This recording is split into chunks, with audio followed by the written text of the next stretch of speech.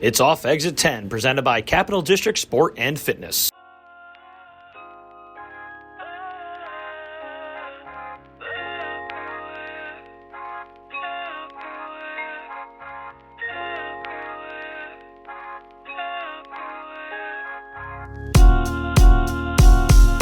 Oh, I'm good right now. Yes. Yep, right there, Jordy. Money. Yes, Cash. Jess, you're still Cash. good? We're good. Oh, yeah. yes.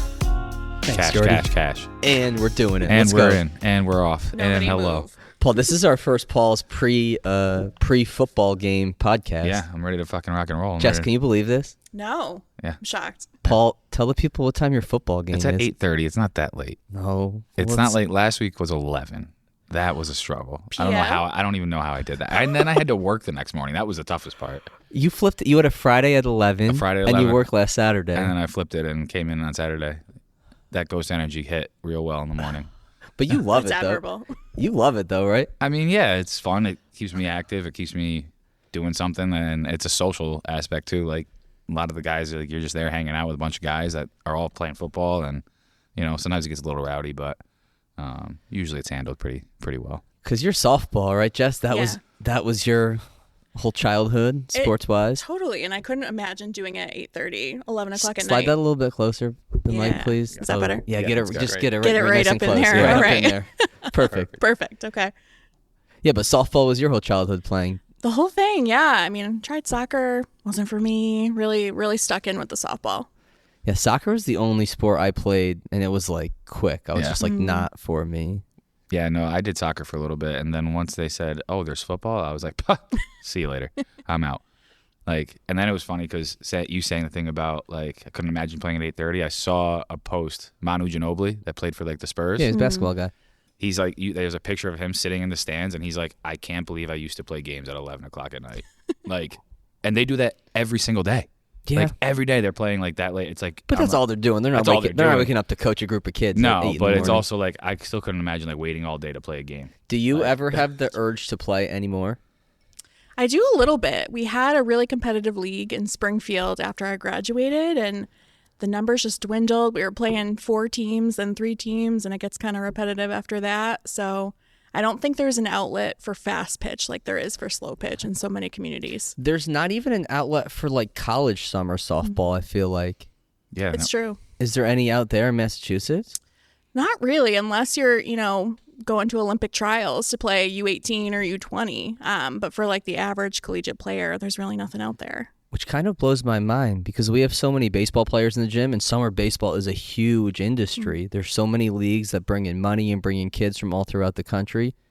And softball, there's nothing I can think of. I've never even really thought about that until you just brought that up. That Yeah. there is no like summer softball for like the girls to play in. Mm-hmm.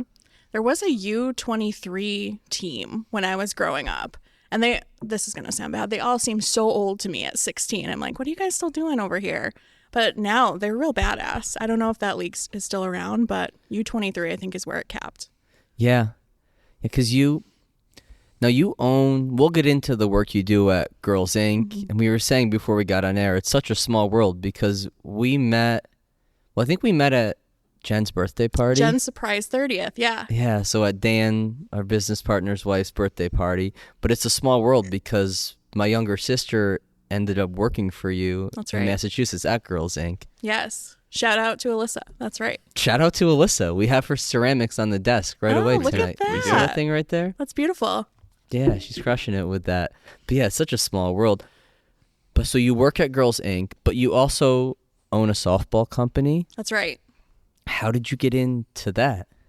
I think it really started as a way for me to keep my hand in the sport after I graduated and just wanted to stay connected, really. I had always had a passion for teaching, and so coaching kind of came naturally to me. And at first, I got hired by my previous pitching coach to kind of run some stuff in the summer, to help out with some clinics. And from there, I was really hooked. She ultimately ended up moving out of the area, and she said, do you want to buy this business from me? It has a lot of brand recognition. So I think she sold it to me for $1. Like, I was just a young right out of college kid at that point. So I was really gifted something really special and something I really cherish. Holy, but that was right out of college? That's right. How much do you wrap your head around like what you want to do with this thing? Well, I think the dream is to really take it full time. I mean, I admire what you guys are doing here and what Alyssa's doing with her ceramics. I think there's always been that conversation about what's the tipping point, right? Like, I have really steady income right now in my job.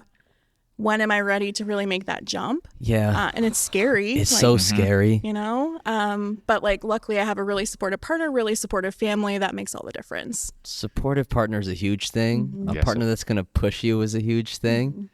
It's all of us. It's a big leap. It's like Sam and I were in Boston before we opened up this, and we always knew we wanted to do it. And she was the one to ultimately push me to start it. Kind of said, you have no choice. So we're gonna move back to New York, and this is what we're gonna do. So what's the softball company called? It's called NWS Fastpitch, and it has kind of an arm that is travel team centered. Okay. I don't have anything to do with that arm of the business, but I run all of the pitching lessons for kids ranging in age from, I think, 12 to 23 at this point. Softball pitching's a crazy skill. Is it? I would say it's probably more mechanical than baseball pitching in terms of just being like finicky and needing timing and things to be right. It's true. I think they're really similar. The one kind of discrepancy is in softball, because of the arm angle, we can make the ball go up, we can throw rise balls. Where in baseball, everything has like a downward trajectory in that regard. A rise ball would be terrifying to see. Well, our eyes just aren't used to it. especially from that distance. Yeah, you're close. Like how hard's real hard throwing in softball? 70s? Yeah. Like those D1 girls, they're throwing 70s Yeah, that's cheese. I'm good. Yeah. I'm good. from 43 feet. Yeah, no thanks. How much are you involved in like girls talking about college and recruiting? Do those conversations happen at all, or are a lot of the girls younger that you're working with? Yeah. It's a mix. I think right now that's an avenue of business I'd love to get into more, doing more public speaking and maybe parent workshops in regards to that, because it's a hot topic. If you can get any or all of your college scholarship, you know, and paid for, that's really huge. It's been more one-to-one, I'd say, with some of the kids I have. I have 3 seniors right now and a couple of juniors starting the process, but I have connections to the coaches in the local area, which is always helpful. But it's so different than when I was getting recruited, right? I think I was making like CDs of my video and like doing a voiceover or whatever. Yeah. And now with Instagram and everything, the recruiting game is really different. It's a whole different world. It's a more stressful world, I feel like. Yeah, I remember Paul going to All-Stars and making a CD of like you taking some ground ball, and then you would make copies and you would mail them out. Yeah.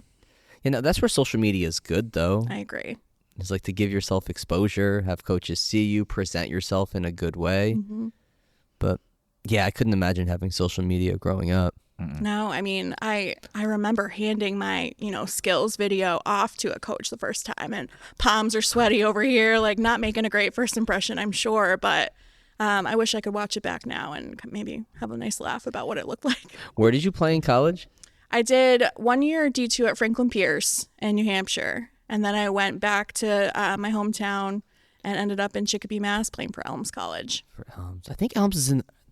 Were they in the NUMAC when you were there, or no? No, we were in the NECC, I believe. Okay, I think they're NUMAC now with Springfield. I mean, the conferences are always shifting. They are. Especially now. Yeah, we played Springfield out of conference, I believe. What made you want to leave Franklin Pierce after 1 year? That was tough because I was on scholarship. And so I had to weigh this option about, is this the right fit for me? Like academically, I really enjoyed my team.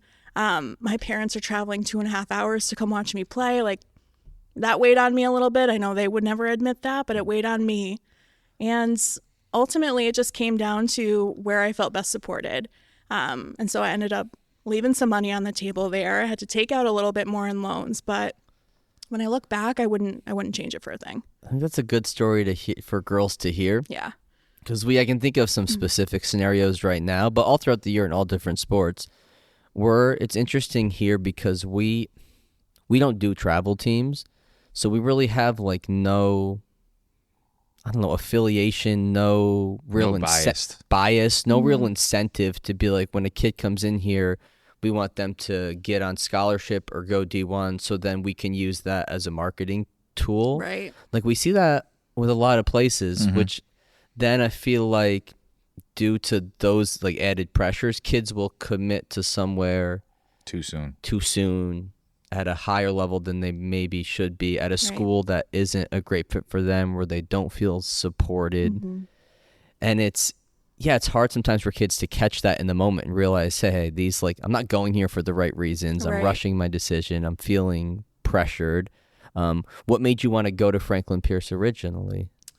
I think I was really committed, like you just talked about, to getting some sort of scholarship for all this effort I was putting into being a pitcher.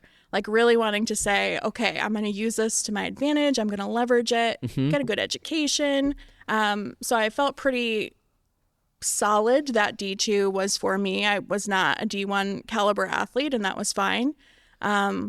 There are a lot of great D2 options in the Northeast, but unfortunately they had already had commits, coming in my class by the time I was getting started. So I ended up at Franklin Pierce with, I think, 3 other pitchers in my recruiting year and 3 already on the team. So like, talk about cutting your teeth and trying to, make an impression. Well, explain that to people, because if people don't know softball, they're probably like, oh, 3 pitchers, she's going to get plenty of innings. Because in baseball, you go, oh, they got 6 pitchers? Oh, I'm going to pitch all the time.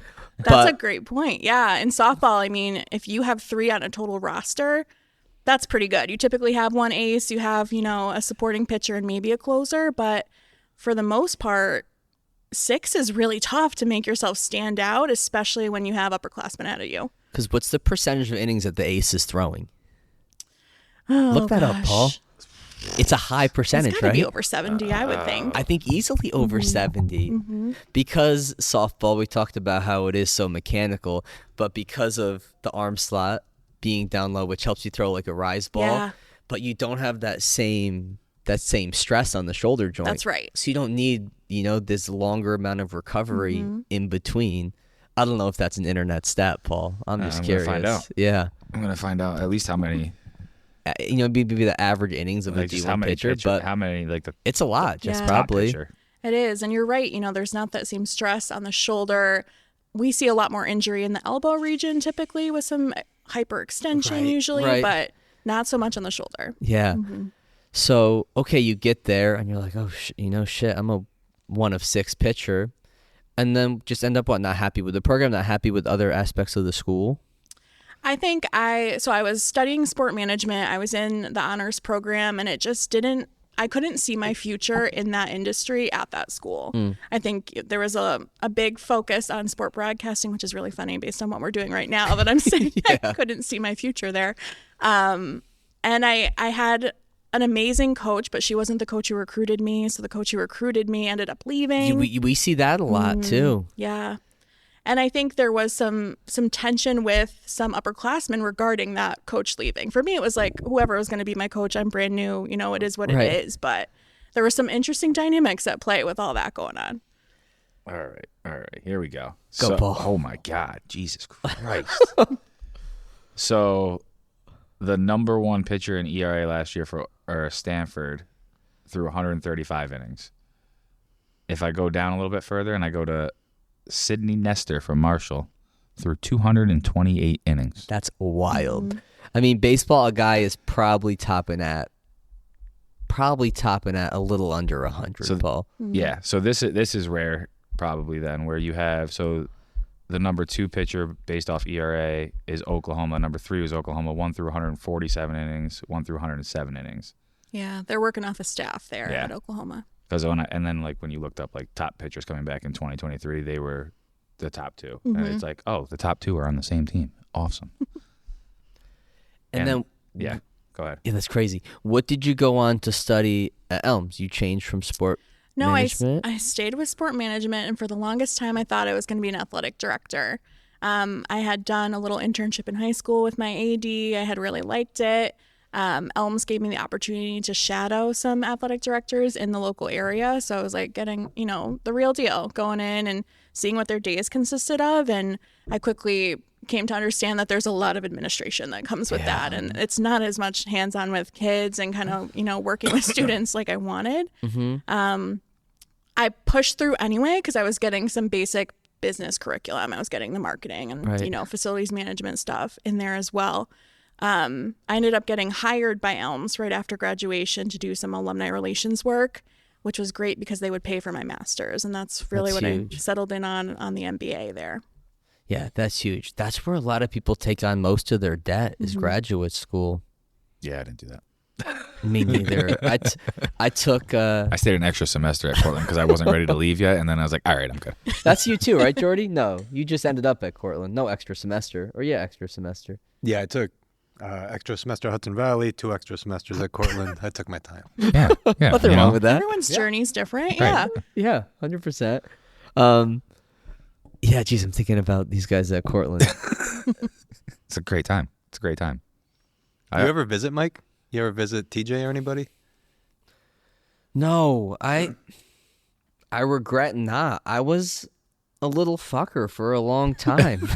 I still am a little fucker in a lot of degrees. Just like stubborn and like at heart like a really introverted person. No, I just get stuck in my ways. In college, I was like really obsessed with baseball.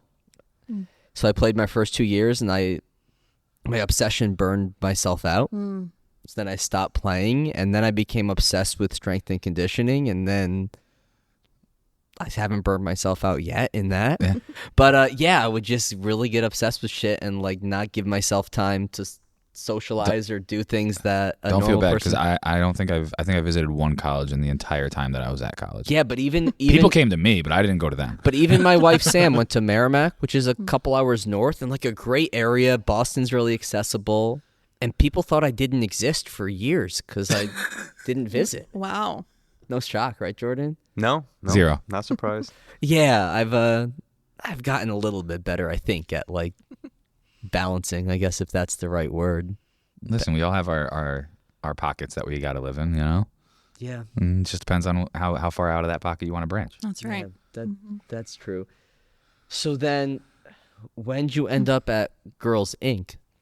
Yeah, so I, speaking of burnout, was feeling really burnt out in my role in alumni relations at Elms. I think when people identify a strength that you have, they tend to give you more work that identifies with that strength. And I came to realize, like, do I really like what I'm doing, or have people just told me that I'm good at it and I continue to do it? What did they keep giving you at Elms that led you towards burnout? Yes, more events. People would leave, and I would assume some of their fundraising responsibilities, even though that's not the job I was hired for.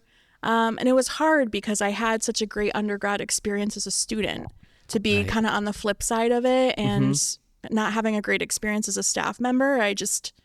It kind of like, tainted the picture a little bit for me. And, I still love it. I'm still a supporter of Elms College, but in a very different way now. Fundraising is tough. I couldn't, because I know we'll talk more about how that's a part of your job at Girls Inc., but you're doing sales, right? Pretty much. I mean, you're trying to sell people on the mission. And the mission of Girls Inc. is awesome. I guess you'll let the people know, what Girls Inc. is about and what you guys do, and then we can kind of delve into that more. Sure. So we're an international nonprofit, and I say that because we have some affiliates in Canada, U.S. and Canada, so we can throw international out there, I guess. But we serve youth ages 5 to 18 primarily, and our mission is to inspire girls to be strong, smart, and bold. We do that through a lot of programming, a lot of leadership opportunities, mentoring. So I work at the affiliate in Holyoke, Mass. It's called Girls Inc. of the Valley, but y'all actually have one right in your backyard here at Girls Inc. of Capital Region. And I think they're serving Troy, Schenectady, and Albany as well. Yeah, I was telling Chris Morrison, we can use his name. I was telling Chris Morrison in the gym this morning, about you. He always asks about the podcast when we have one. Who's on? What do they do? And he goes, "Oh yeah, there's a Girls Inc. here. I've gotten some bats out of wherever." He's like this like pest control and bat control. I'm like, okay, good. I'm glad there's no bats there. Yeah, it's important. It's important. But yeah, I would assume it's easier to pitch somebody on donating money towards these programs for young girls that need guidance and help than towards a college, right? It's so true, because I have said this too. Like, I'm still paying off my college debt. Please don't come get me for money right now. And like they always send stuff in the mail, right? Yeah, we're guaranteed for that a few times a year. Exactly. And like I worked the other side of it, so like I've been that person harassing people, and I know how it feels. But you're right. It's so much easier to sell people on leadership and college access for young girls and gender expansive youth. Like, that's so much easier to sell people on. Yeah. Yeah. How do you how do you figure out? So there's Girls Inc. all over the country. Yeah. Are there the same programs being implemented all over the country, or are they different based in different areas? How do you guys choose, like, where you put funding towards? Yeah, so we have a national organization that kind of oversees all of us, right? So they do all the research-based studies to figure out what's the need across the nation and in Canada, but it's really on the local affiliate to figure out what's the need in your area. So Girls Inc. National supplies all the curricula for all the program team to implement, but the way it's implemented probably varies from region to region. Right. So they do like they actually conduct research and figure out, like, what's an example of that in terms of them doing research and figuring out, okay, like, here's this data and then here's this program that can help. Exactly. So in 2019, the American Institute for Research did a huge study comparing data points from Kids and Girls Inc. to their peers, essentially. And Kids and Girls Inc. have better attendance in school. They're less likely to be disciplined in school. They have higher math and science testing scores. So there's all these data points that have come out of that study that kind of inform the curriculum. So from there, we're able to see what's going really well and where are the gaps. And for our affiliate in particular, so funny I'm here with you all, it's really health and wellness. It's access to like quality exercise and youth sports leagues. That's a gap that we're trying to fill right now. I think that's important. It has to be interesting because we in here are around, like, any kid that comes to our gym and their families can afford to pay for us are, like, pretty privileged. Like, they probably are pretty well off. Right. So it's interesting because you have your softball and softball lessons, which, like, you're probably dealing more with that community. But then it's like Girls Inc. on the other end, right? With people who don't have as many opportunities or their families aren't as well off. Yeah. It's hard to balance, right? Because I think for me, sport has always provided a sense of community. And I would never want someone to not experience what that has to offer because they're unable to afford it. Yeah. But at the same time, like, you're running a business, you know, what are we supposed to do and where can we help fill in the gaps? I've been trying to look for more grant opportunities so I can offer some like sliding scale lessons, but it's hard. You know, the funding's not readily available out there. Yeah, that's a real thing because, like, at our heart, Paul, like, we just want to help people in here, you know, like, let me try to help somebody's quality of life be better, whether you're an adult or an athlete, or help your mental health improve in terms of just like gaining more confidence in the gym. Right. But yeah, it's like there's a high price point for barrier to entry for fitness in a lot of regards and for youth sports leagues in a lot of regards. What are examples of like wellness programs that you guys are doing with Girls Inc.? Yeah, so there's this curriculum called Mind and Body, and how we kind of translate that. Body. That's the payment. That's the payment processing software we use. They're trouble for us sometimes. Sorry to bring that up. Take a deep breath, Paul. Just laugh. Yeah, so we implement Mind and Body through something we call Adventure Club. A lot of kids, PE is being cut in schools just like art right now. Yeah. And so the opportunity to, one, get outside in a green space in an urban setting is huge. So we're able to take kids after school, go on hikes. You're in mostly girls are from what areas that you're working with? Springfield, Holyoke, and Chicopee. So the most under-resourced communities in the Valley. Yeah. So it's a lot of, outdoor adventure. It's also kind of, I was going to say mysterious. That's not the right word, but lesser known sports, perhaps. Right. What's a mysterious sport? Give me an example. For our kids, it was field hockey. They actually went up to Smith College in Northampton and were able to work with the field hockey team and the coach up there. Field hockey's cool, man. It's still a mysterious sport to me. It is to me as well. Okay, so for me, mysterious is field hockey because we went to a very small high school, so we had your most basic sports. And then here, field hockey is mysterious. Lacrosse was mysterious to me. It's becoming less mysterious. Yeah, but I knew like what lacrosse was. I didn't know how it was played. I didn't know how it was played, but I knew there was a stick involved and you got to hit people. Field hockey, I was like, what's field hockey? Jordan, I knew what floor hockey what's a was. mysterious sport in your mind? Oh, water polo. That's another one. Another one. Pretty mysterious. Yeah, no idea. No idea. Score. I don't know how many people play. I don't. Do you have to swim? Do you write something? Yeah, I don't know. We were reading a kid's contract today in here. He signed with like an independent baseball league. And the contract, right? Remember this? Yes. The contract was like specific. I forgot that was today. Yeah, right. We all probably feel like that. It was like no football, basketball, like fencing, Whoa. snowboarding, what like random things. And then at the end it said, or any other activity, really, basically. It's like, like, you can't do anything, live in a bubble. It's like, what am I supposed to do? But yeah, so I think that's great. Creating programs for what? These girls just to get exposed to and have opportunities to play things and get exposure to sports they usually never would. Yeah, it's kind of like, parallel to career, right? We're trying to bring in people who are in careers that maybe they've never thought of because they've never seen somebody who looks like them in that career. Yep. So similar to what we're doing with sport, like here's what is basketball and maybe softball, but here's what's out there in our community. Yeah, that's like so when I was looking at your website, like STEM, like so the acronym what? Science, technology, engineering, mathematics. You got it. So exposure I was talking to Sam about this when I read about it. Just having females be exposed to that early on and have and find role models in those fields. Yeah. Because those are, they're higher paying fields. There's females probably have way less of like a jobs in that field. But you're right, it probably starts at these younger ages where it's just like these girls don't have exposure to as much of this. So you have programs for like that as well. We do. And what we were finding is that it's actually 7th grade where girls start to lose interest in math and science courses, whether they don't feel comfortable to raise their hand or answer the question, or they think it's for boys only. Or you have some dorky guy science teacher. Exactly. So we have a program called Eureka that's intercepting kids at that very specific time in their educational journey.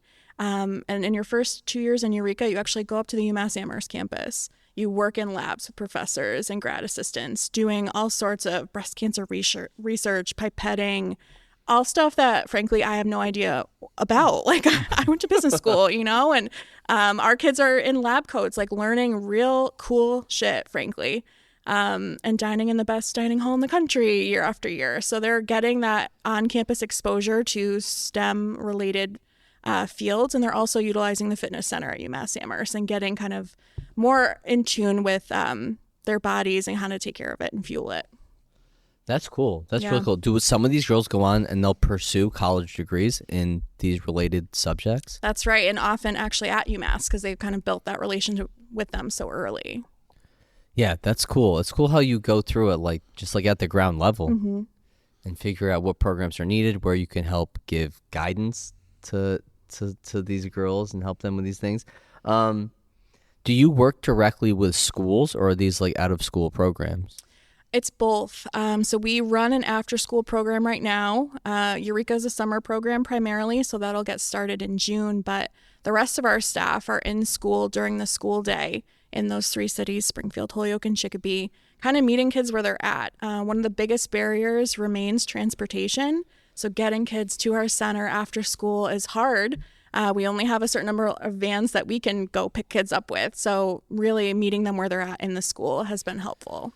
So you'll have people go into the school and they may not know which kids are going to be ideal for your programs. Yep. And what are they? They're just meeting kids and learning about, this girl's family situation and this girl's home life. And then introducing themselves and kind of like starting to create that relationship. It's a little bit, I think, of a stronger partnership with the school counselors who are able to identify, like, we think these kids would be a really good fit for your program.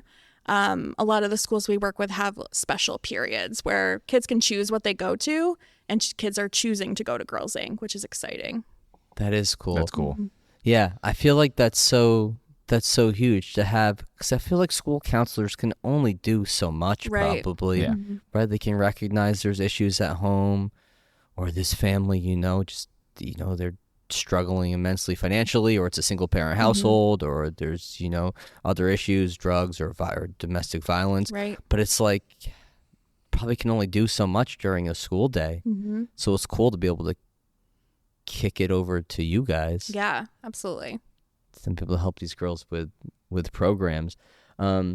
You guys do like advocacy work like nationally too, I was reading about. We do a whole bunch of advocacy work. I could run through the gamut, sexual health, safety, and autonomy. A lot of people are surprised to know that for Massachusetts being so liberal, sex ed is not a requirement to be taught in school. So we receive funding from the state from the Department of Health to teach that to kids. And it's, a lot more than just sexual health. It's how to be safe in a relationship, how to have healthy bonds and boundaries with people. A lot of stuff around equitable access to education. Like I mentioned before in that earlier study, girls and kids are less likely to be disciplined at school, but the discipline is high. And a lot of it is dress code violations, which targets women and girls most often based on research. So we're really kind of fighting and advocating for some better and stronger policies around that. See, I think when you think about that too, like for something minor, like a dress code violation, and then you catch a suspension, you're out of your class, you're out of school, and it's like, now you're what? You're potentially, now you're away from learning situations, away from being around mentors. Mm-hmm. A support system. Like school might be the safest place for you, and now you're not there. Yeah. Very valid. Yeah. Were you with Girls Inc. during COVID? I was. I started right before COVID. How hard was that? Because now all of a sudden these girls are not in school. Yeah. Probably they can't be with you guys, right? Right. To Paul's point, like one of their major safe spaces was taken away. I'm really proud of my staff. There are amazing people who work at Girls Inc. and we led the country, frankly, in virtual programming. We got up and running very quickly with virtual programming. We learned the needs of the community. Not everybody had access to internet or a tablet. So we really worked with funders to be able to provide and lease out computers and tablets to the community. We did have a learning pod as well where kids of healthcare workers who couldn't stay home because they had to be, fighting COVID, could bring their kids to Girls Inc. and their kids would do online school with a Girls Inc. supervisor.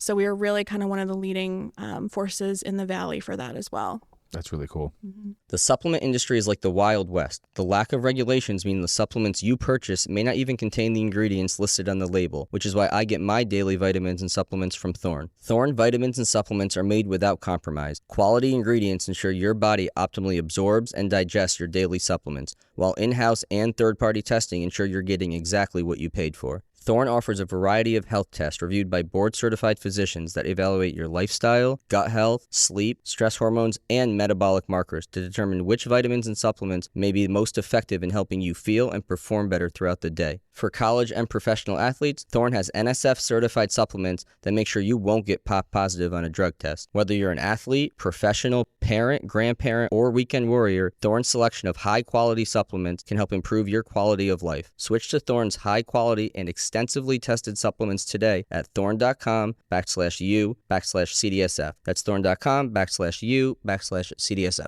This episode of Off Exit 10 is brought to you by Anchor and the all-new Anchor Pro, crafted to endure the most high-performance workouts without the high cost and space requirements of a standard cable machine. Named the best portable cable machine by Men's Health Home Gym Awards, Anchor provides the full functionality of a cable machine in one small space-saving unit. Designed with user-friendliness in mind, Anchor can simply be attached to any squat rack or placed on any wall in your home gym using its intuitive sliding track mount. With up to 65 pounds of resistance, Anchor is built for high speed and controlled exercises alike, from cable presses and rows to chops and lifts. The Anchor has been a game changer for us here at CDSF, and now you can enjoy the same professional quality cable machine in your own home gym by heading over to anchortraining.com and using code CDSF10 for 10% off your order today. Get all the benefits of a cable machine without the high cost and installation fees. Enjoy the portable luxury and space-saving performance of Anchor today by going to anchortraining.com and using code CDSF10 at checkout. That's anchortraining.com, promo code CDSF10 for 10% off your order today. That's really cool because, regardless of whatever your status is, you were not learning as much during COVID. No. And then especially if you're at younger ages. Yeah. I would assume, reading, writing. Would you say the youngest age that you guys work with? 5. Yeah, like a 5-year-old sitting there on virtual. Impossible. No. Right.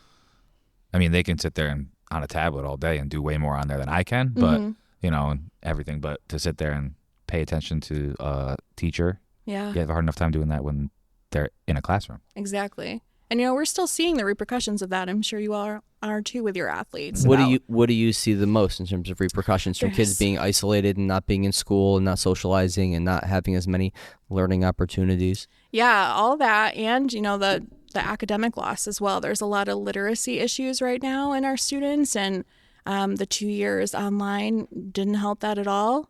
So that's kind of a gap area for us right now to identify who are the people in our community or the other nonprofit resources we could bring in to kind of help get kids back up to their reading level with their grade level and peers.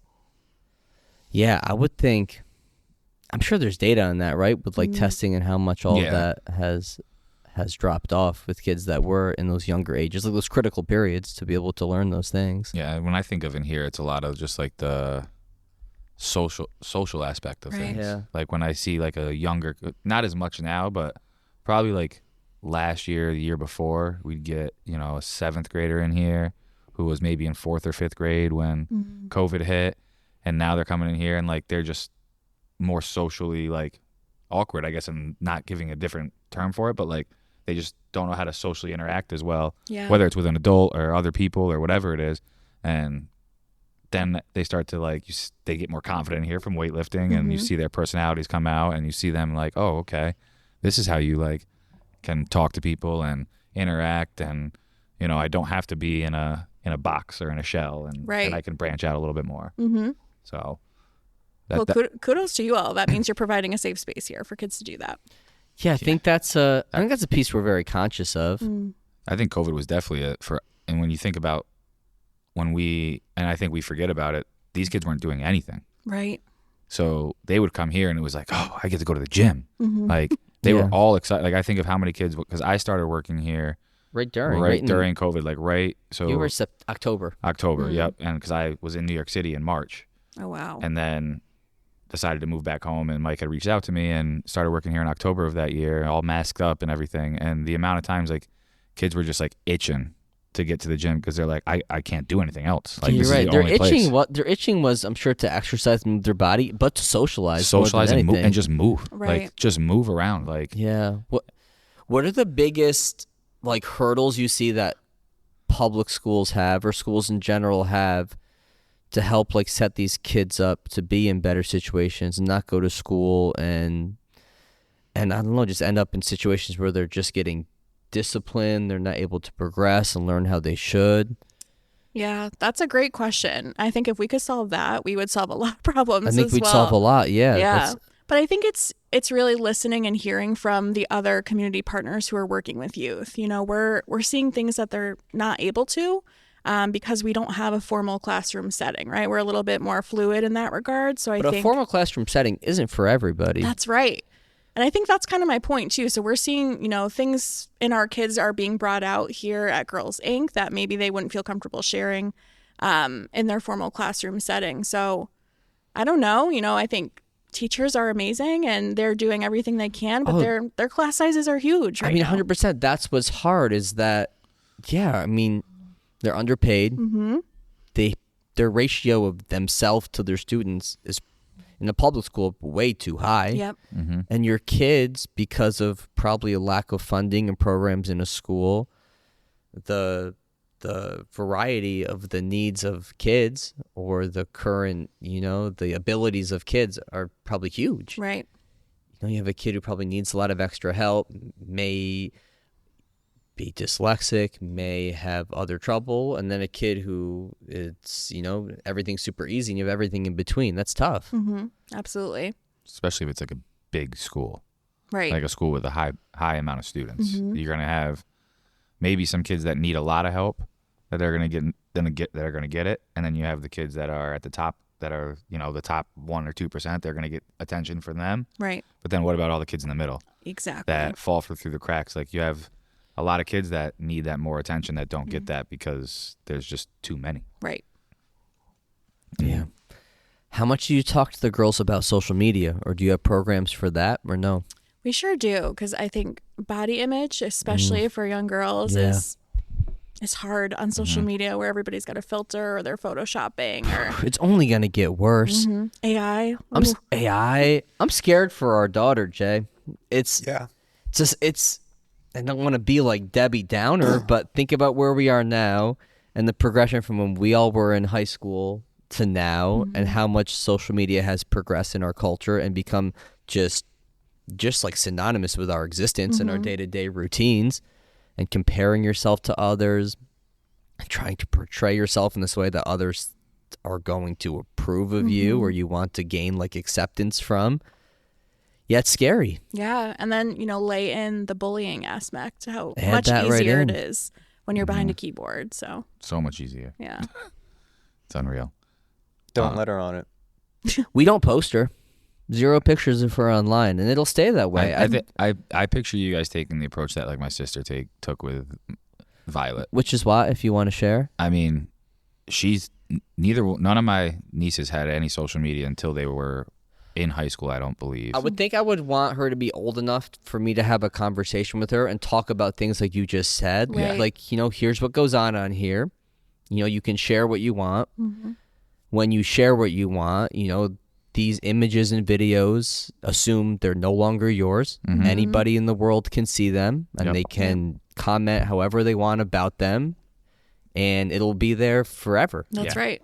And, I think until she's old enough to understand things like Yeah. that, and that bullying happens, and that this is addicting. Mhm. And, I think until, I don't know if I'm being a hard, she's No. 1 year old. So it's like, who am No. I to say this? I don't have a kid who's grasping these things or asking for it yet. Yeah, I mean, my oldest niece, she only got on social media for Facebook Messenger, essentially, because that's how her theater group communicated.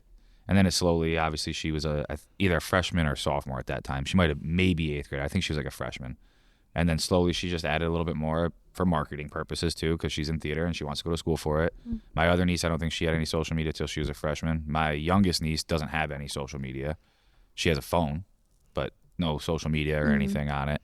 And that's the approach I feel like you'll end up taking, is very similar to like my sister Jessica, and Jocelyn, like they did with their kids, with that. And I think it's definitely helped them not have as much of that negative impact that social media can have on them. Yeah. At least from my And that's perspective. a great point. I think until you're ready to really comprehend what the messages are that you're sending with whatever you post, then better be cautious, I guess, and that's really hard. We do have curriculum around deciphering media messages and staying safe online, but you wonder how much of that goes on deaf ears because kids are already exposed to it. Yeah. It's different if you're getting it for the first time. Right. Do you guys give them ways to potentially use social media productively? Yes, we do. So they're all big TikTokers. It's just what the kids do, as they say. But we've actually had them do some projects about what they've learned at Girls Inc. through TikTok dances. So they've kind of created Oh, that's some cool. That's educational pieces that we can then use for marketing. Nice. 'Cause Yeah. we have kids in here, and like I'll tell there's 2 kids in particular that they're big sports guys, and I'm like, hey, and they'll always talk my ear off about sports. I'm like, get on Twitter, start like posting the stuff you're talking to me about, post your takes, do a blog, do this, do that. And they both like got into doing it and stuff, and they used to send me stuff. Now they do it less, but I know that they are still doing it. But it's like, give them something. If they're going to do it anyway, give them something productive to do. Right. So that's how I look at it too, is once they are old enough to understand what it's for and how to use it, like give them something productive to do with it. And especially if they're trying to get recruited, like that whole lens has to shift even further. You have to be so careful what you're putting out there. Yeah, I think regardless, even like applying for jobs, applying for college. Mike made me take certain things off of my social media. Yeah, I mean, it's real. Like, once shit's out there, shit's out there. I mean, it was all college stuff, and I was like, yeah, you're right. Yeah, I mean, it's fair. But it's tough, too, because you're giving these kids this platform, but it's like, yeah, you're not understanding all these Right. things. I mean, like, your brains aren't fully developed. Yeah.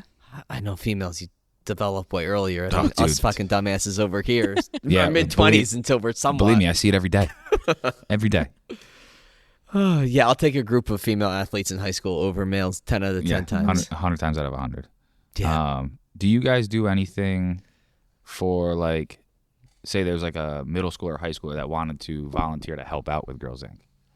Yeah, so we do stipended internships. If they're real serious about wanting to get their kind of skills up to par, we will pay them for that work. And I think that's a really equitable way to look at it. I think a lot of internships are unpaid and, is the way of the economy, of course. But if they have a real drive to want to get better at a skill set, we will absolutely pay them for that. Like, how old would they have to be to do that? I would say 15. Okay. Yeah. I'm just thinking, because I feel like my niece would love to be a part of something like this. So it's just like in my head, I'm like, okay, Yeah. a couple years down the line. But I'll have to talk to my sister because I feel like she would love to be a part of something like this. Very cool. And it just popped in my head, and I was like, huh, I wonder if they offer that. Yeah. So that's cool because, like, I just think like the Big Brother programs and stuff like that kind of and whatnot. So How much has working with Girls Inc., because you were coaching softball before that, Yeah. like has it changed or influenced how you talk to kids or coach kids at all? It totally has. I think they play into each other so often in my life now. I think a lot of the training and understanding I've had from working at Girls Inc. makes me more aware of like the warning signs around mental health, particularly with students. That's probably the biggest one that I'm able to like pick up on, shifts in mood and shifts in kind of lack of effort, maybe. I feel like everybody should have training in that prior to working with like a youth population. Mm-hmm.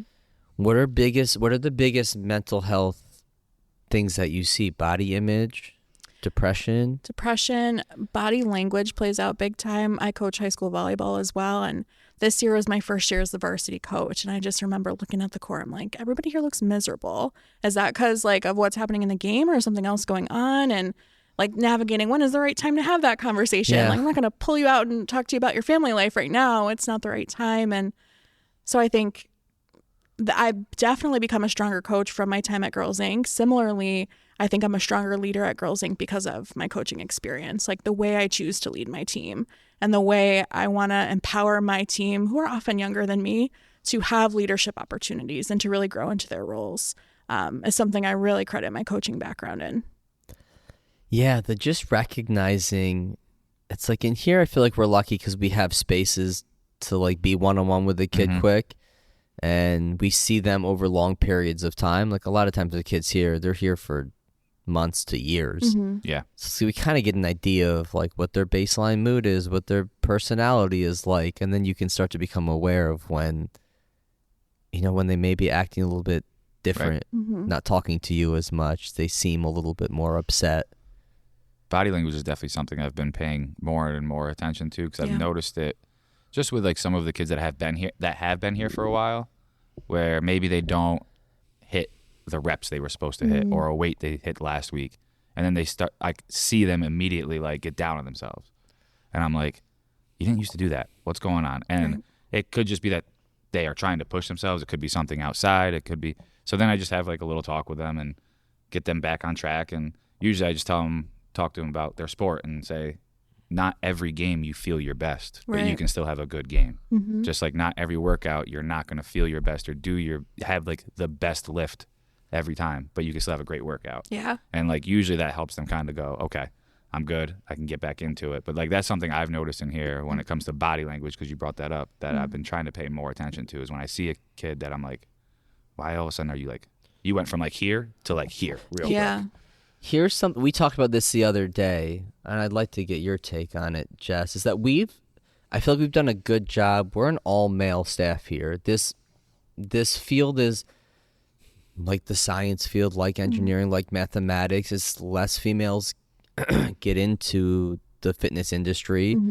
It's harder to find female coaches to hire, and we've done a good job of building up. Like we have more female clients than males. But we were talking the other day, and I said, man, like we do a good job, but I feel like we can only do so much. Remember who I said we would hire in a second? That's a high schooler right now. Oh yeah, like somebody, but it's funny because she brought it up today, like, and out of nowhere, and I was like, huh, that's funny because I was just saying if you were like 3 years older, we'd hire you right now. But it's like, like can we only do so much in terms of relating to what these girls are going through in high school and dealing with their peers and social pressures and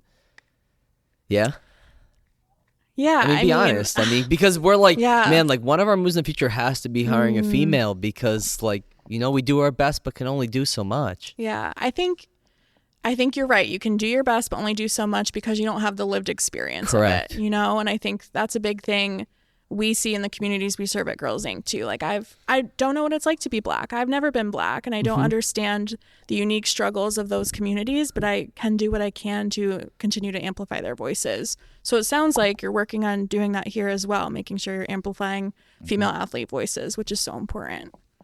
Yeah, that's well said. But it's like, people like to, at the end of the day, see somebody who's been through what they've been through and kind of like navigated those hard times that they're currently going through and kind of made it past that and have had other successes. And yeah, it's like we can only relate so much. Right. I remember being the only female coach on the volleyball staff when I first started, and like all the kids after they come off the court come in to find me at the end of the bench and talk to me, and the head coach at the time, you know, being like, what am I doing wrong? Like, why doesn't anyone want to have that conversation with me?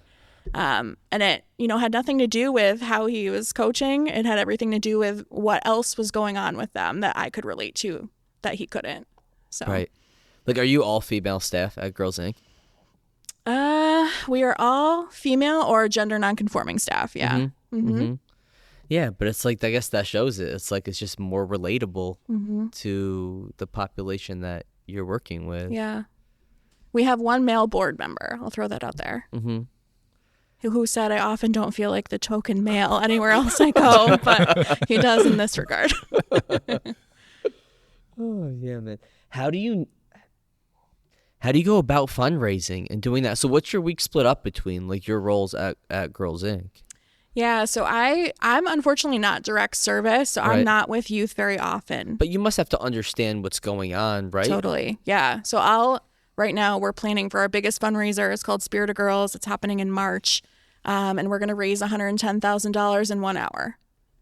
And that's the exact look I got from people every time I say it. That's serious. Yeah. You know, we do some sponsorship before, so it's not technically all in 1 hour, but a lot of the individual gifts do come in that time from us prepping student speakers to speak about their experience. And that's what donors want to hear. They want to know exactly what their money's going to. They want to know the impact of their dollar, and that, you know, Susie's going off to Harvard and, you know, she got a full ride, and we're all going to clap about that and be able to see the impact, particularly in the Valley and these really under-resourced communities. Yeah. $110,000 on an hour. Yeah. That's a lot of money. Circle back with me next month. We'll see how I'm feeling. When is that again? That's next month? March 22nd. Yep. I'm going to have a nice St. Patrick's Day, and then I'm going to go right into that. How you do a lot. You coach volleyball. Yes. Girls Inc. Softball lessons. How do you fit it all in? You know, I don't know if anyone here has seen Parks and Rec. It's one of my favorite shows. Ron Swanson, Nick Offerman's character said, you should never half-ass two things, you should whole-ass one thing. And that's how I feel sometimes, kind of having all these balls in the air to juggle. And I think over the last year, I've really had to take a step back and say, am I doing the best I can in all of these things? Or am I kind of just staying afloat? And so I was also coaching at the collegiate level for the last 7 years. I dropped that this year. Where were you coaching? At Elms you College. Were at Elms. Yeah. And I was a volunteer for the majority of that time. I only got paid last year. So you were doing softball there, high school volleyball, the NWS and Girls Inc. Yeah. And a podcast? That's right. Yeah, and a podcast. And the way I Jesus justify Christ. that is like, oh, volleyball's only, you know, the fall season. You know, I have some free time now in the winter to pick up something else, but that's not healthy. You know, I'm not seeing my family as much as I should. And thank God I have a really supportive partner who's like, go do your thing. Like, I have my things to do, and then we do things together sometimes. So, but I've really taken a step back to say, okay, is this serving the communities that I want to serve in the best way? And also, am I burning myself out doing all this? And so I've tried to prioritize more kind of self-care moments this past year, and it's going well so far.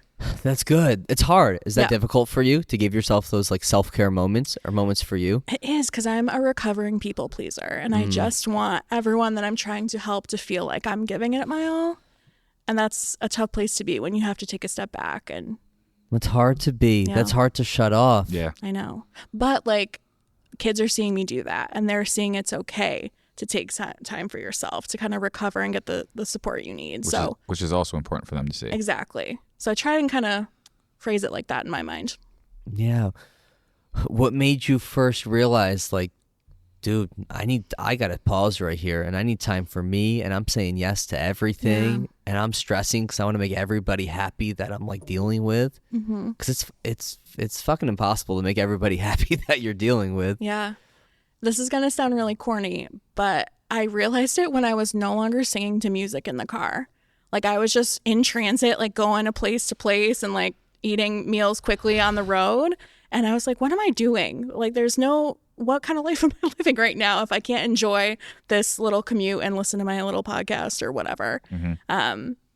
So it just hit me. I was like, okay, there's too much going on in my brain because I'm like trying to plan out the rest of my day as I go. Yeah, like you feel you had a hard time being present too in the task you're in because there was so much more in your head. Exactly. I've definitely been there. I'm sure Mike's been there. I fight it every day. Yeah. We had to take my daughter to a doctor's appointment today.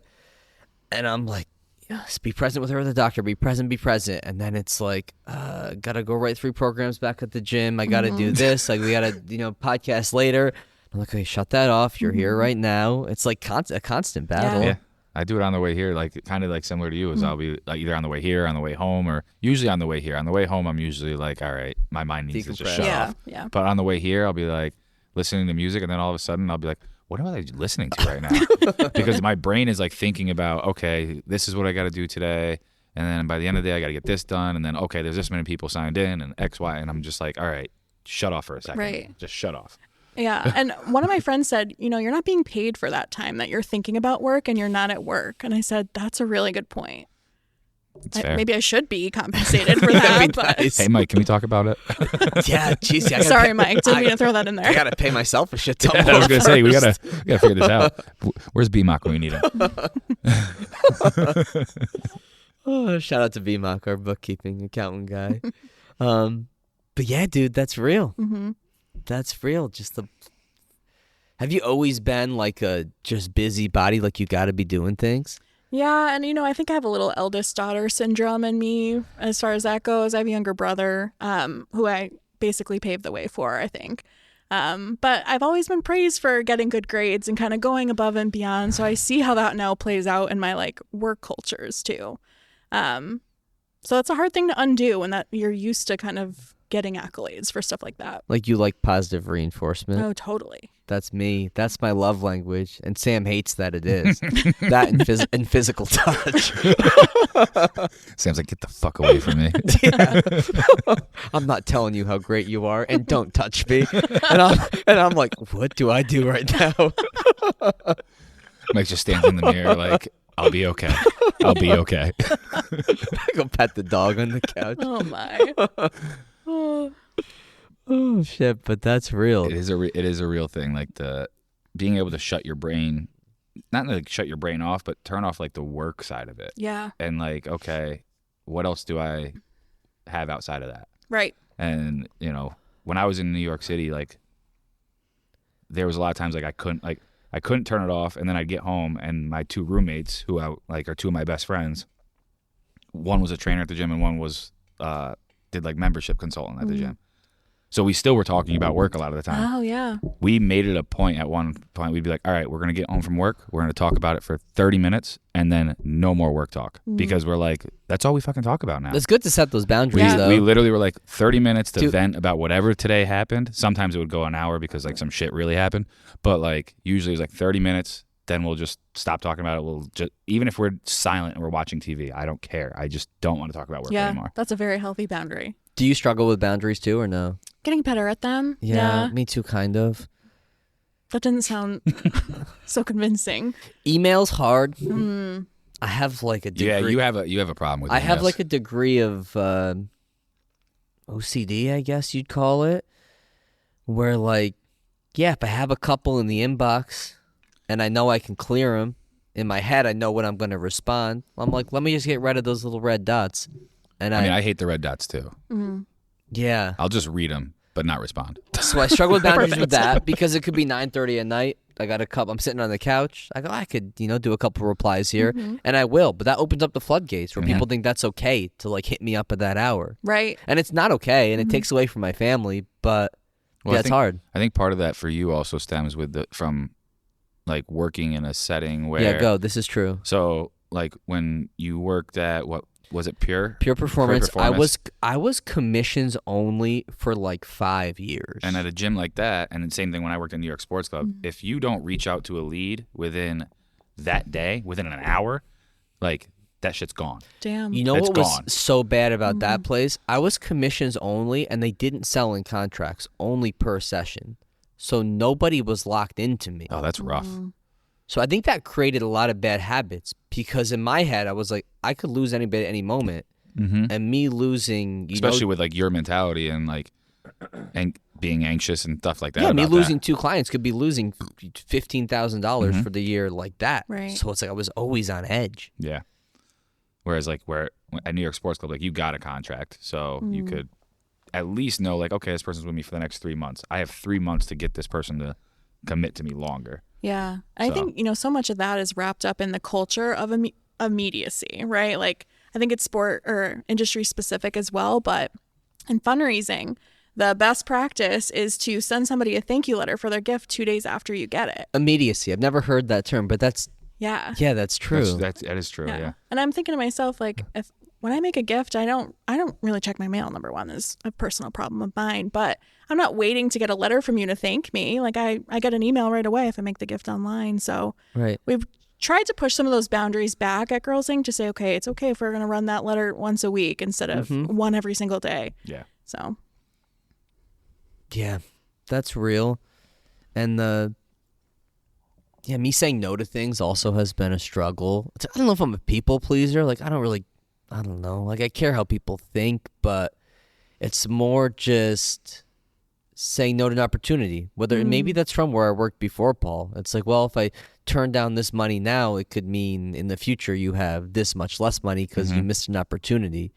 But whereas, like with us here too, like people are reaching out to us because usually they have like seeked us out. Right. Like they've gone out and been like, oh, I want to reach out to them. Right. And if you don't respond to that email that night and you wait till like the next morning when you're actually at the gym, they're not going to be like, oh, this asshole didn't respond to me right away. Where do you do your softball lessons? Do you rent space?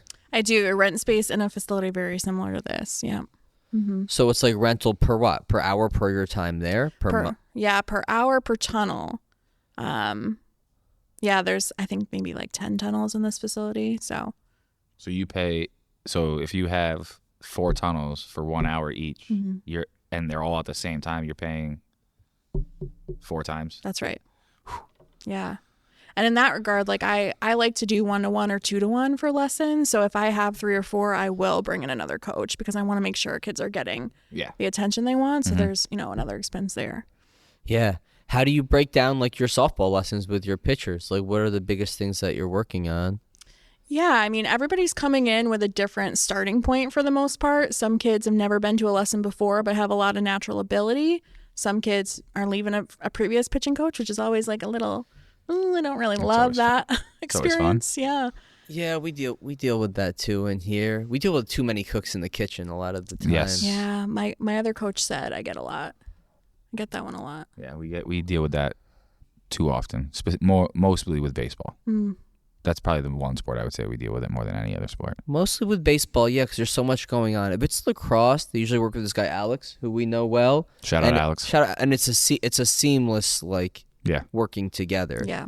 But for some reason, baseball is tough. It's like really political, and there's so many different things, and yeah. Yeah, I'll cut this out.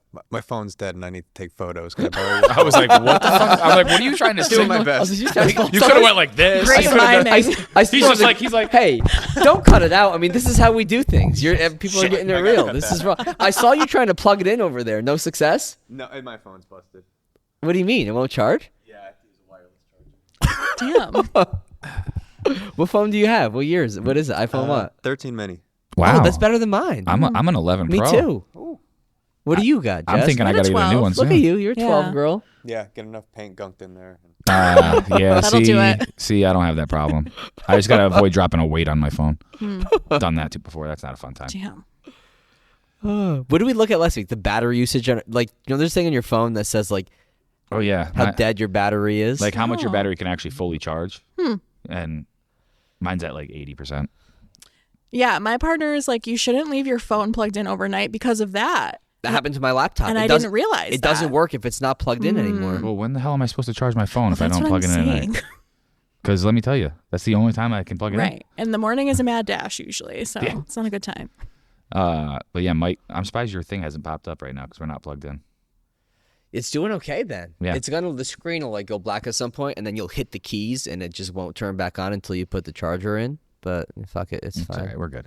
This episode of Off Exit 10 is brought to you by Drink Alchemy. Fatigue and brain fog affect us all, destroying everything we pursue. Whether as an athlete, artist, creator, or entrepreneur, our mind holds the key to performing optimally. By combining the most potent organic nootropics found in nature, Drink Alchemy delivers sustainable boost to creativity, memory, energy, and focus in one epic beverage. Stop pumping your body full of excessive amounts of caffeine and unknown proprietary blends from other energy drinks, and get clean energy from Drink Alchemy's natural nootropics like lion's mane, L-theanine, and caffeine from green tea. Used by Olympians, D1 athletes, MMA fighters, and entrepreneurs, Drink Alchemy has become a huge part of my daily routine, making sure I'm functioning optimally during long days of coaching athletes, running CDSF, and getting in quality workouts myself. So do yourself a favor and ditch the energy drinks loaded with caffeine, other stimulants, and who knows what else, and head over to drinkalchemy.com today. Live with your mind unbound and save 10% off your order by using code CDSF at checkout. That's drinkalchemy.com, promo code CDSF for 10% off your order today. Are we cracking those stouts?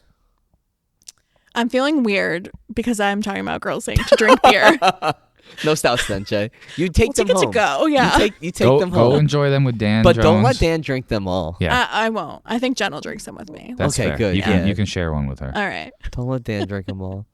Do you think Dan's really going to be playing video games when you get home? Yeah. 100%. Let me think about it. Yeah. 100%. He told us he was, and then I was like, Well, wait, didn't he Jess say- is coming over. Didn't he say little Dan was going to be sleeping or something too? Little Dan should be He sleeping. should be sleeping. It's like 7:30. I mean, you would hope. He might be partying. I don't know. Yeah, don't let Dan see those. They're all for you over there. Thank you, guys. Oh, you're welcome. What's the earliest age that you have a girl for softball lessons? So this is controversial because Say of it. well, no, because of sport specialization, right? Yeah. So I'll do clinics with kids of any age, like 7, 8, 9. Come do a clinic. Come just learn more about softball. But my specific lessons I start at 12 because I'm worried about it, you know. And as somebody who profits off of sport specialization, it's a whole thing. Yeah, McFerrin changed my mind on this. He's been on here twice. He's the Wake Forest pitching lab coordinator. It's a pretty cool position. They have incredible technology. Pretty sweet position. He's working on mechanics, biomechanics. He's analyzing the pitch movement, using all this data to make decisions on how to My brain hurts sometimes Coach after a he player. talks. That sounds cool. incredibly smart, very analytical mind. But I used to, I'm still opposed to sports specialization, but he talked about pitching, and softball pitching's the same way. It's such a specific skill. And if you want to get good at this specific skill, you got to put in a lot of time at practicing it. Right. And sometimes if their sole chance, and they love baseball or she loves softball, and their sole chance of playing at the next level is to be a pitcher, and if they want to put all their eggs in that bucket to perfect that skill, that may be the move for them. Yeah. And when he explained it in that front, I was like, okay, you just have to make the best decision for the kid. Sure. I mean, I think 12 is a good age, though. So, Me too. Really, if you're going to start, lessons and stuff, because 7, 8, 9, 10, I mean, you're going to learn stuff and learn to How move much can better. you comprehend, though, Right. right? But, Right. in the grand scheme, how much is that really going to affect you over the next Whereas, when you're 12, you're a little more developed, especially as a girl, you're a little bit more developed. You have a little bit your body might have grown a little bit more. You're more actually close to your full grown body. Whereas you get a 12-year-old boy at 2.5 years later, he could be a 1.5 feet taller, and Right. they're like, well, everything I just taught you is out the window. Now I have to reteach everything. Yeah. So it's it's definitely there's finding that happy medium with that. But like you said, pitching is such a specific skill Yeah. that at some point you do have to Yeah, it's Yeah. not like specialize in it, but it doesn't mean that you have to only right. play softball. You could go Yeah. do another sport and do your pitching lessons. Did you play other sports or just softball? I was going to say, and I think that's the angle I can get behind because I played volleyball in high school as well. And for me, it was my fun sport. It was just something totally different than me going to pitching lessons once a week with my dad and then, with my travel team or whatever.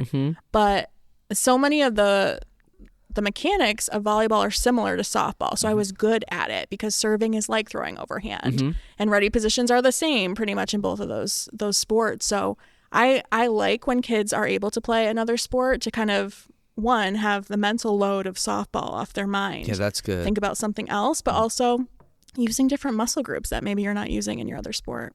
That's why high school football is my favorite thing, because almost every high school football player plays another sport. Because football is not a year-round thing, Right. or Yeah, even if you're playing like in a flag football league or a spring league, like that, almost every single one of them is either playing another sport or they're doing something outside of there, whether it's weightlifting or whatever. But like, for instance, we have a kid in here who played baseball for a while, and like he was going to take the spring off, and now he's playing lacrosse. Like, cool. Yeah. Go play lacrosse. Have fun. Right. Like, awesome. Last year, senior, go play. Have fun. And then he's going to work his ass off in the gym and go play college football and enjoy it. And that's one of the things I like about like football is like it's harder to specialize in, Yeah. you know. Yeah, your body just can't go through that all Right. year. Like, I was thinking of they were talking about, I was watching before the last round of the playoffs, Patrick Mahomes was talking about how, because a lot of people will equate a lot of his weird throws to baseball and him being a baseball player. And he's actually like, no, a lot of that comes from my basketball background and the vision and the spacing and all of that and the improving that he had to do in basketball to be able to find those open spaces. Yeah. And then obviously the throwing angles and Yeah. stuff. That's like comes- what Casey talked about with lacrosse and playing football and basketball. Yeah. Casey Powell was a big lacrosse player, but attributed a lot of his like being able to see the field and like unique passing. And, Brooke Cram said the same thing with volleyball. yeah. Was that basketball helped her be able to understand spacing in volleyball Yeah. and all of that better and be able to see the court more, because now you're looking this way as opposed to this way. And in volleyball, you're always usually looking straight ahead. Right. Jay, will you watch the Super Bowl? Yeah. Oh, yeah. Do you watch football during the year? No. Me neither. Nope. But I'll watch the Super Bowl too. That's why I was curious. I know we're similar on that front. Yeah. No, it's an event. I like that. You know, Meanwhile, my gather with friends. Sunday revolves around football. I don't even know what I'm going to do after this Sunday. It'll be like a 2-week period of like, what am I doing today? Are you like a New England sports fan strong or no? I am. And you had to know, like, when you invited the Massachusetts girl to come on your podcast, that we were going to have some differing opinions maybe here. I am a Boston Red Sox fan. I don't want to talk about the last season, so please don't bring it up. Don't worry, the Yankees suck too. So My dad's a Yankees fan, but he's like a quiet Yankee fan, so my mom really kind of won us over with that one. But growing up, like, my grandparents loved UConn women's basketball. Oh, like, that's Yeah, great program to That's love. still I was just great, reading. yeah. I was reading about Gino Auriemma because he just had hit 2,000 wins, and how that program started. Yeah. And he literally started that program from nothing. Like literally, they had 40. I think he said 40 fans the first game Wow. that he coached. 40, and I believe he's a big reason why girls college basketball is as popular as it is. I agree. Anyway, UConn. Yeah, funny story. My mom met Gino Auriemma at one of the Basketball Hall of Fame events. She took a picture with him, and then that year sent the Christmas card from her and Gino, and nobody else made the card. That was the family card. It's a family That's card. fantastic. I saw Gino Auriemma look-alike at juniors once. Oh. I swear to God it was him, but it wasn't because he was coaching at the time. But Doppelganger. I was like, dude, that's Gino Auriemma right there. Great coach. Sox, Patriots, Celtics. Yep. Bruins. Bruins. Big hockey family. Bruins is the only one that I can be like, all right, that's fine. Yeah. The rest of them all can. Yeah, I used to feel like that. It's all right. And then we lived in Boston for a while. We went to a lot of Red Sox games. And it was my first year in Boston was the 2013 year. That's they won, right? Yeah, they did. It's a terrible year. Yeah, but it was just cool to be I mean, around Boston, it. to be there during that was probably awesome, except for if you're a Yankees fan. But like Boston sports town, as a sports town, is pretty cool, unfortunately. Yeah. What are the just looking at Jordy's face right now, like I hate everything about this conversation. What are the prop bets for the Super Bowl? That's what I'm into. Oh, I was listening to some today, actually. There's who will stand next to Taylor Swift? Like in the Brittany booth? Mahomes, come on. Yeah, she's an option. Both of the Kelsey parents are an option. It's gonna be Brittany and Jason. She's got to be the favorite, Brittany Mahomes, to be next to Taylor Swift. I don't know. Jason Kelsey could be the let me- favorite. Let me look up some good ones for The shirtless wonder. I love his podcast too. Oh, I love that Oh, podcast. it's amazing. You They listen, are- right, Paul? I've listened to one. You sent it to me. Yeah, I don't listen religiously, but I always watch like all the clips and everything. Yeah. And I've always been like a Travis Kelsey fan, and like I like Jason Kelsey too. And then obviously learning about the history of like how Jason Kelsey's the reason Travis Kelsey's Yeah. even playing football still, made me like Jason Kelsey even more. And it's just like they're just hilarious. They're just two legitimate like brothers. Like Yeah. somebody said, watching Jason Kelsey do what he did at the game where he came out of the booth and the shirt off. They're like, if Jason Kelsey was a construction worker that was his brother, he'd do the same thing. Like that's how you know like they're like brothers, like that they actually are like super close and whatnot. Like that was really cool. Yeah. I saw him drink a shot out of a bowling ball, I think. Yeah. Bill's Oh Mafia. yeah, Bill's Mafia. Yeah. That was also awesome. The fact that he was like hanging out with Bill's Mafia Yeah. beforehand and then just was like talking shit the rest of the time. It was great. Did you find some? Yeah. Any good ones? No, it's all kind of standard, like the over/under on the length of the national Yeah, anthem. always is. Who Usher will bring out as a guest. That's a Okay, good one. hold on. Who's Usher gonna bring out? Ludicrous. I've heard some Justin Bieber rumors. That's Oh, the most popular bet. I That's could see- good because well, he the- like helped bring Biebs up, I think, right? That and Justin Bieber just returned to the stage for the first time in 2 years. Oh. Lil Jon. Oh, that'd be awesome. It's on in there. it's in Vegas, so he could bring out all of them. If they do, yeah, he's gonna do. I mean, you got to bring out. Ludacris. You got to bring Lil Jon and Ludacris. That's another one. First song he'll sing. Ooh, first song that'll be tough. He has so many dancey songs that I probably just don't know the names of, but I've heard them so many times. He I'm could like start- strictly a Confessions. I mean, Wow. Confessions Yeah. is great. Yeah, first song, Paul. You're better at me. What would you guess? First song for Usher. That's tough. He's got so many bangers. DJ Got Us Falling in Love Again. That's good. That's a good one. That's Oh, that. I'm gonna go Love in This Club. I think it'll be DJ Got Us Falling in Love Again because we're in Vegas. That's what I think it's going to be. Okay. What's the prop on that? Because I'll do it right now. Let me find some odds I'm for a you guys. degenerate. Oh, there's color for the Gatorade bath. Oh yeah, that's always one. Purple's the favorite. Coin toss, that's even odds. Are you going to place any bets on these props here? Oh, here we go. Okay, I got your I song. don't think I will be, but Can you gamble like DraftKings in Massachusetts? yes, you can. Yeah. It's recent though because It I is. remember we went to that Boston Red Sox game with But Pat. you could it's set up where say you couldn't in a state. Once you get into that state line, you go into your app. It's not working. That happened. I was in the middle of about to place a bet, and we crossed the state line to Massachusetts, and it said, "Nope, you can't do that." And I was like, "Oh." Excuse me. And I was like, "Well, this game just got a lot less interesting." Paul, what do you choose for the song? DJ Got Us Falling in Love Again. Okay, that's plus 1,100. Is That's Love the in This Club on there? It's probably irrelevant. plus 600. That's okay. plus 600. Okay, let's go. I'm sticking Yeah. with Nice. it. Yeah, they're putting My Way at the top. Oh, I could see that. What's My Way? My Way's off his debut album. I actually don't know what My Yeah. Way is. You, Just you? No, I've never heard What's that your one. music? What's your type God, I of music? feel Do you so have old. a genre? I'm a little all over the place. I was raised on like 90s country very Okay. specifically, and the Beatles, the Eagles as well. Okay. Yeah. Solid. Superstar, Burn. Those My he's not Boo. going to come out to He's those. not gonna do Those My are too. Boo. Those are too sad. Yeah. He might play Burn, but he's not going to come out to that. Yeah, the prop bet's always fun to me because I'm not a football guy, so I like to look at these. You're a Patriots fan too, then? Yeah. So are you a Brady person then? Do you like Tom? I am a Brady person. You gotta yeah. be. Yeah. I wasn't a Brady person because every Monday at work in Massachusetts for years, everybody would just, talk about how Brady was the greatest thing ever. And then it took he until is. because then it took until the Super Bowl when they beat the Falcons, where I was like, Yeah. "You're all that's pretty correct. good. Yeah. You're all correct. Never mind. I'll stop feeling this way." Do you watch? I mean, it doesn't sound like you have much time to.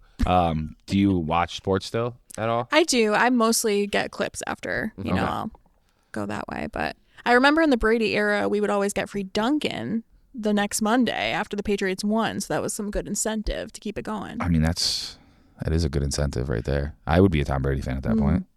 I'll take Yeah, some free Dunks is a big New England thing. It does. Yep. Yep. What team apparel will Drake wear on Super Bowl Sunday? Chiefs minus 170, Niners plus 130. He's gonna post something. I'm gonna keep my thoughts to myself.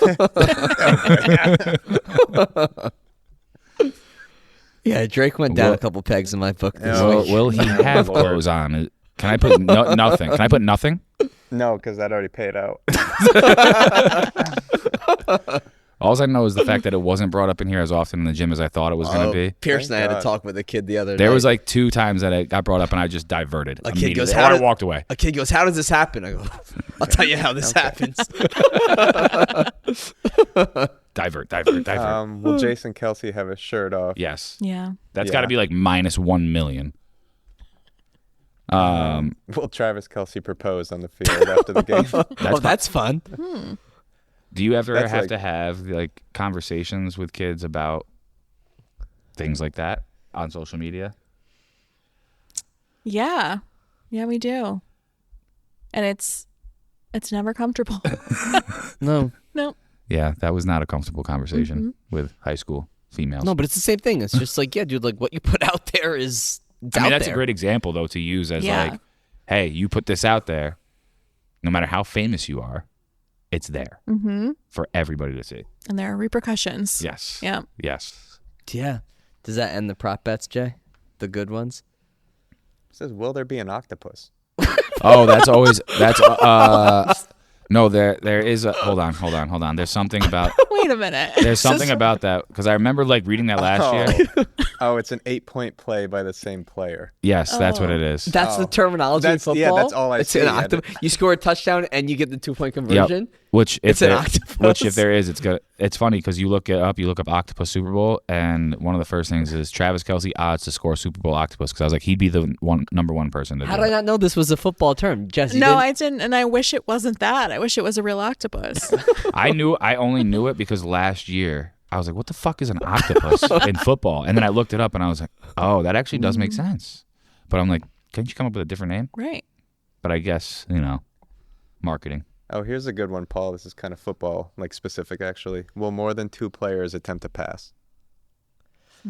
So somebody other than the quarterback is going to throw a pass. Or someone gets hurt? Yes, somebody will, but the pass will be a lateral pass because it'll be Travis Kelsey halfway down the field throwing to somebody. It's got a history. God, that play was so great, and they didn't count. But anyway, Winner's going to be do you have a prediction? Chiefs? I think Chiefs. I mean, Hard to go against hard to go Mahomes. against Patrick Mahomes. He's really good at football, and that's the other thing is with like great athletes. I feel, especially now with social media, everybody's always like trying to move on to the next thing. It's like, okay, like we're not going to appreciate watching like probably the greatest quarterback of all time eventually play. It's like Tom Brady, like we took that for granted, or like LeBron James is taken for granted, or any athlete or anybody that's great at something. You're always looking for like, okay, who's the next great thing? Appreciate it a little bit, I think, people talk about the 15 minutes of fame. It's really 15 seconds right now. Oh, With yeah. the way the news cycles move on and social media. It's like a Vine video. Mm-hmm. It's a 7 seconds of fame. R.I.P. Right. Vine. Wasn't God. that Vine 7 seconds? I think so. I don't know. I remember Vine. It was brief. Vine turned into what? Like, Oh. somebody probably bought it. I don't even know. It's a would flash in think the so. pan. It was just quick videos. 6 seconds. 6 Sorry. seconds was Close. Sorry, I was 7 sounded like a good number. Yeah, 6 seconds was a Vine. That's crazy. How much do you use social media? Are you doing all of the content for Girls Inc. or overseeing that? I'm not doing the content for Girls Inc. anymore. I was. I'm grateful not to. It takes a lot of time. A lot of time. A lot of time. I do all the content for my podcast and for my pitching. Mm-hmm. And keeping up with trends is just such a pain in the ass. I'm almost done with it.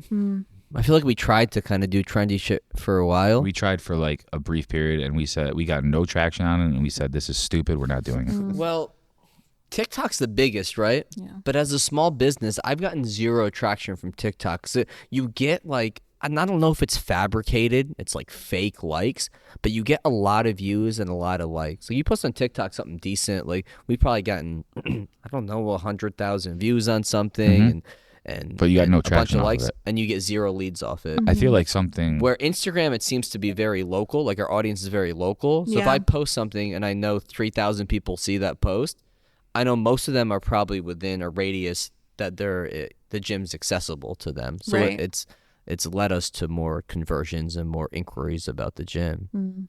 And you said you guys used TikTok, which makes sense on that sense because Girls Inc. you said is international, That's right. not just national, That's international. right. Yes. Make sure I got that right. So the fact that it's international, you do want to reach a larger, wide variety of people. So TikTok probably is, especially working with like younger kids, I'm assuming is probably. Yeah. I mean, in the regard of trying to recruit kids to come to Girls Inc., I guess it wouldn't work that well. Right. Yeah. Which is not a problem we have right now. We have a waiting list, but it could eventually be a problem. Yeah. Yeah. And you're doing, you said Chicopee, Holyoke, and Springfield. Yep. So yeah, I mean that's still pretty localized compared like we are too. So that's where it's like finding that balance of using both Instagram, TikTok, and whatnot to market yourself. Yeah. A lot of competing audiences there too. We have older donor demographics on Facebook. Right. The kids mostly on TikTok. Yeah, you go to Facebook for a kid, and they're like, "Facebook? I What are you, know. old?" Yeah. And you're like, yes, Yes, I am. I am old. This wasn't even the original social media. That's right. Go back to MySpace, That's right. Yeah. where you had to code. When'd you start your podcast?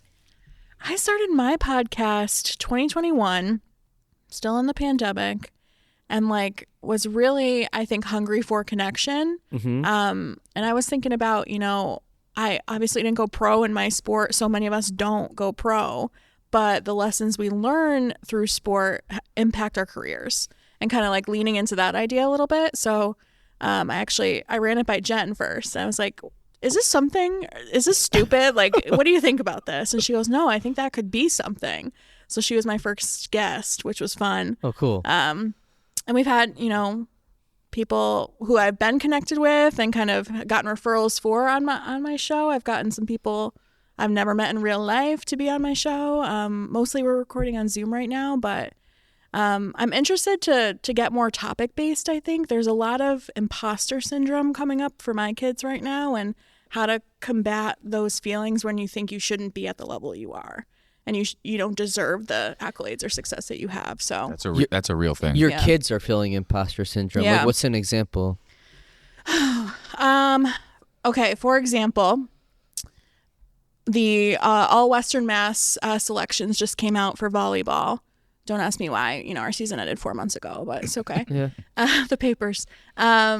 And one of our kids made first team, which is the highest you could get, right? Yeah. And she's just like, oh, I didn't serve as many aces this year. I don't think I deserve this. And I was like, Bree, can we look at your other stats? Look at all the other things you did.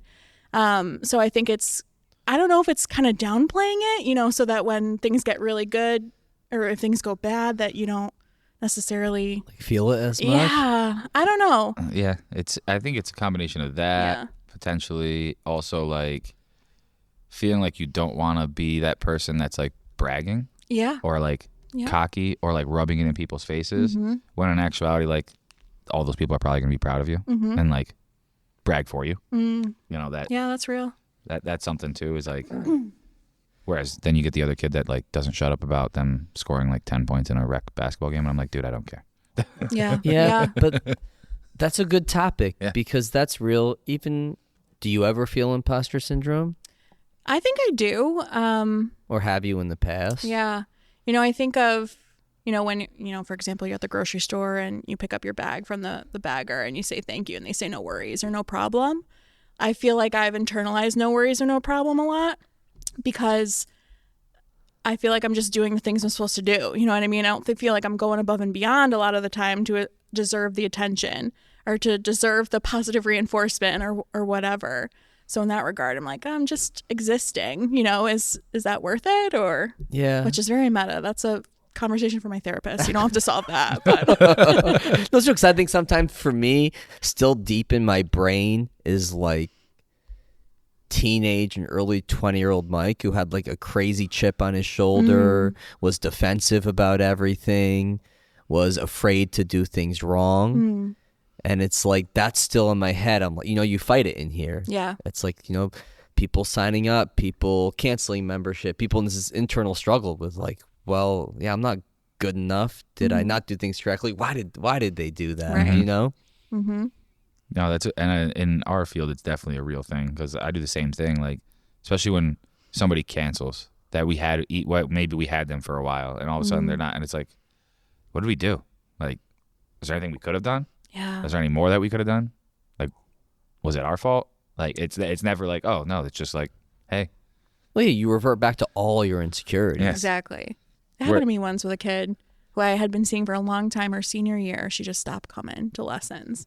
I was like, hey, what's up? Like, is everything okay? Wouldn't reply to me. And then her dad calls me and was like, you weren't hard enough on her, so we're not coming back. I'm like, okay. But I saw how hard you were on her, and that didn't work for her. Right. And it's like, well, then, like, you got to feel bad for the girl because, like, that is probably not the appropriate avenue to go to help this girl develop. But, yeah, parents is a whole nother thing. Parents is a whole nother level. It is.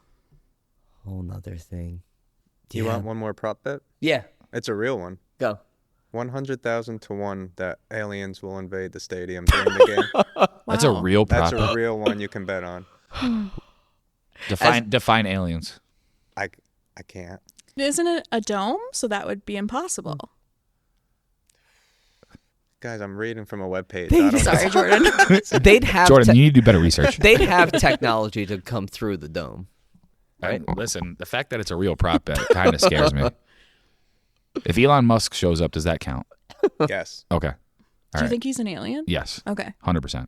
Have you ever seen Men in Black? Yes. You know, like the guy that's got the alien inside of him? Oh. He kind of looks like that. Yeah. Okay. Just fair. saying. Yep.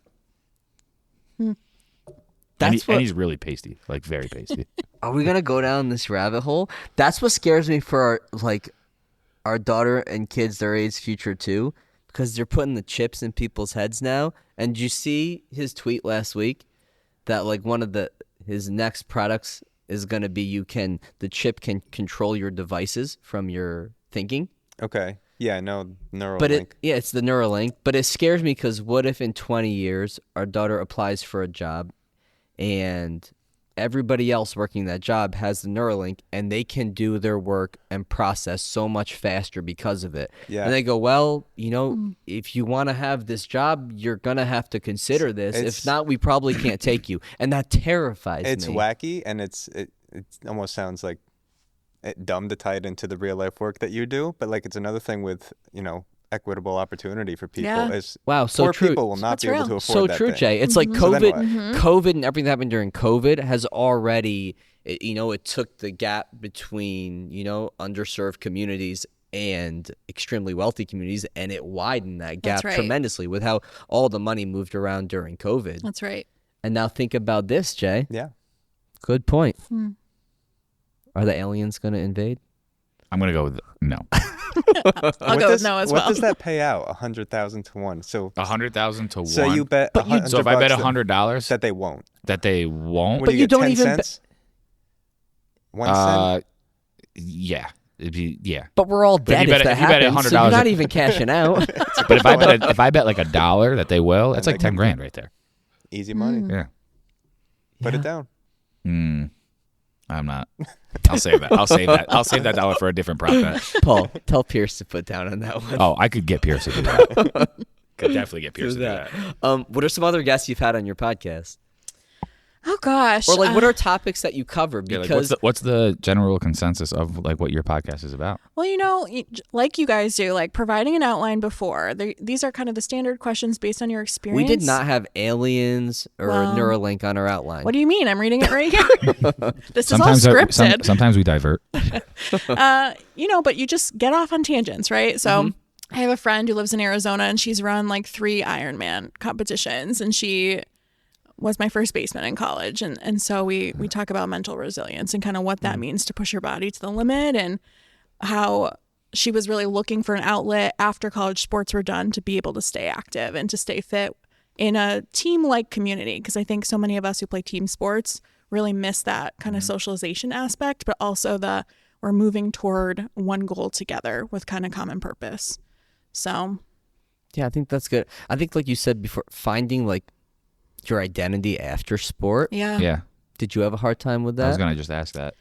I think yes and no, because I stayed connected to my alma mater in coaching maybe 2 years after I graduated, but there's nothing like competing in college sport. Like I've never been able to replicate that high for myself. And I think in that regard, I did struggle to find something that I cared about that much, that I had poured so many hours of my life into, for it to be abruptly ended, even in a positive way. Like I had a great senior year. We won our conference. Like we went to the NCAAs. It was awesome. But yeah, that's a high I'll never Field again, I feel I'm like. still playing flag football. Like, Yeah, I understand. but Paul, that's something we'll never relate to either, and that's another shitty part of female sports is that post-college there's not many opportunities No. to make a living playing Right. your sport. Like we've had softball girls in the gym, since we've opened, who are incredible athletes, better than baseball athletes that we have in here who have signed contracts and played professionally and made millions of dollars. It's just unfortunately after college, there are no avenues to make a living Right. like that. And I'm sure that's also why when I have those college conversations with all of our girl athletes is really making sure you choose the school that fits you. Because in the grand scheme of things, whether you go Division I, Division II, Division III, the professional level, like the amount of money you're going to make, you're going to need something else on top of it. Right. Unless you're going maybe to the WNBA. And even then, most of those athletes are playing overseas too. That's right. And for them, it's like that 4 years of college or 5 years of college, like that could shape who you are for the next 40 years of your life. Mm-hmm. So like, let's make a decision that's going to like fit you. Yeah. And it's hard for them because they some of them, they, like you said, they put in that work for the scholarship that they want to get. And then they get it. And then it's like, oh, this school isn't where I want to be. Right. And then you got to make that decision, which luckily for you worked out pretty well. Yeah. Yeah, that's true.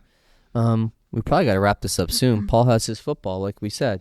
What do we got, Jay? A little 10 minutes. little 10 minutes. Yeah, Jess, why don't you just, I guess, plug where people can find all the things you do. Yeah. Find your podcast. Podcast, Girls Inc. Yeah. So softball. you can find Girls Inc. at Girls Inc. Valley, pretty much on all socials. That's our handle there. At Postgame Amateurs Pod on Instagram and Facebook. At NWS Fastpitch MA on Instagram and Facebook as well. Post-game amateurs. That's right. I like that. I feel like that's like what is it? The NARP? Oh my gosh. Non-athletic regular person. That's right. Like We I had- feel like that's like kind of like you're like taking that but making it more Professional. acceptable. Yeah, there you go. Like as an athlete, you go, I'm not a NARP. I'm just a post-game amateur. That's correct. That's me. I'm a post-game amateur. Thank That's you for me. seeing my vision. I appreciate that. See, I understand. I'm a NARP, Paul. Yeah, well, listen. You're gonna pick up pickleball with the Morrisons one of these days. What's it stand for? Non-athletic regular person. I'm an ARP, but not AARP, just ARP. Athletic regular person. Are you nervous to go interrupt Dan's video game playing? Interrupt him. I think you got to go in there. What do you think he's playing? Guns blaze. Jordy? Call of Duty. I was just gonna say that 100%. Call Okay. of Duty. I feel like that's the only game he ever talks about. That's all he plays. Yeah. Yeah. Do you know this What's because you that? play with him? No, I talked to him. It's like social for him. He's got like 4 buddies he plays with every Friday. That's just how he sees his friends. Yep. Nothing wrong with There's that, nothing right? wrong with that. You interrupt him still, though, Jess. I'm going to turn on the lights. Okay. He plays in the dark? I don't know. I've never played that game before. If he plays in the dark, that's a little weird. I'll find out. You just walk in. Dan's got a hoodie on. He's sitting there in the corner. Got his bag of Doritos. Oh, yeah, for sure. His bag of Doritos. Oh, I love it.